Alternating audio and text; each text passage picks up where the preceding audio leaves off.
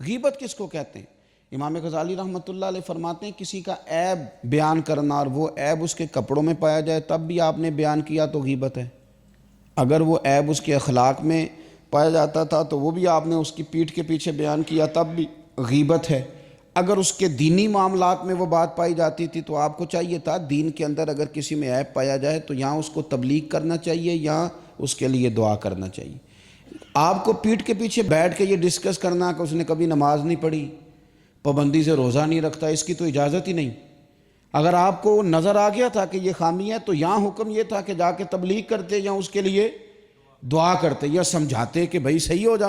لیکن بیٹھ کے ہم نے عیب جوئی کی، کسی بھی جگہ بیٹھ کے کسی شخص کے عیب بیان کرنا اور پیٹھ کے پیچھے بیان کرنا یہ اس کی غیبت ہے۔ صحیح مسلم شریف میں حضرت ابو ہریرہ رضی اللہ تعالیٰ عنہ فرماتے ہیں کہ نبی پاک صلی اللہ تعالیٰ علیہ وسلم نے صحابہ سے فرمایا تم جانتے ہو غیبت کیا ہے؟ عرض کی حضور بتا دیجئے، تو نبی پاک صلی اللہ تعالیٰ علیہ وآلہ وسلم نے ارشاد فرمایا کہ اپنے بھائی کا ایسا عیب بیان کرنا کہ جس کا بیان کرنا وہ ناپسند کرتا ہو، اسے نہیں اچھا لگتا کہ تم وہ بات کہیں ڈسکس کرو اس کی، وہ بات اگر تم نے بیان کر دی تو وہ غیبت ہے۔ تو صحابی نے عرض کی یا رسول اللہ صلی اللہ علیہ وسلم اگر عیب پایا بھی جا رہا تھا تو پھر بھی ہم نے بیان کر دیا تو غیبت ہے؟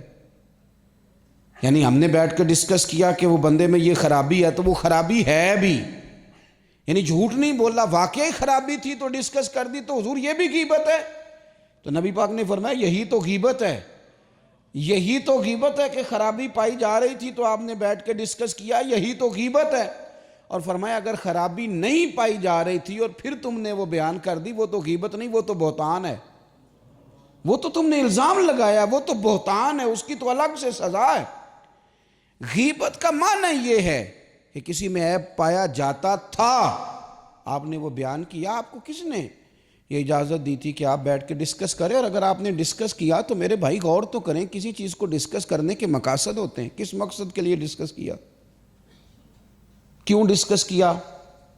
اگر تو آپ نے اس کی اصلاح کے لیے ڈسکس کیا تو پھر چاہیے تو یہ تھا کہ مل کے اس کے گھر جاتے، کہتے میاں یہ عیب ہے، یہ تیرے لیے ٹھیک نہیں، اس کو درست کر۔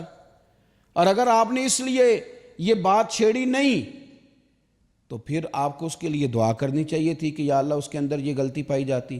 یہ جو آپ نے دوسرے ساتھی کے سامنے اس کا وہ عیب بیان کرنا شروع کیا، مقصد کیا ہے؟ سوائے اس کے کہ آپ لوگوں کی نظروں میں دوسروں کو گرانا چاہتے ہیں۔ ہمارے محدثین فرماتے ہیں کہ یہ جو اتنا سخت حکم لگایا گیا نا، قرآن پاک نے کہا جس نے غیبت کی اس نے مرے ہوئے بھائی کا گوشت کھایا، اور حدیث میں فرمایا گیا کہ غیبت زنا سے بھی زیادہ برا کام ہے، زنا سے بھی زیادہ۔ یہ کیوں کہا گیا؟ غیبت کی اتنی مذمت کیوں کی گئی؟ میرے نبی پاک علیہ السلام نے کعبے کی طرف دیکھ کے فرمایا تھا، ترمذی میں موجود ہے، فرمایا کعبے تیری بڑی عزت ہے پر میرے مومن کی عزت اللہ کی بارگاہ میں کعبے سے بھی زیادہ ہے۔